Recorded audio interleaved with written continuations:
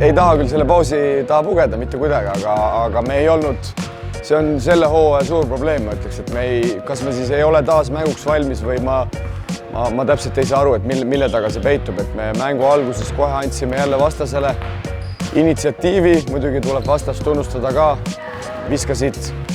kadestamisväärse protsendiga muidugi sisse, aga ütleme nii, et väga palju nad ei pidanud ka vaeva nägema, et neid häid viskepositsioone saada ja seeläbi terve mäng sisuliselt me olime tagaajaja rollis. Mu mälu mind ei peta, siis kas saime 4 punkti kaugusele korra, aga ütleme nii, et kokkuvõtlikult ikkagi vastane dikteeris tänast mängu ja me ikkagi jäime nende väga hea alguse ja väga hea visketabavuse kätte. Arvestades, kui vähe me treenime, korra 2 nädalas, olenevalt millal mäng on, siis kindlasti mehed peavad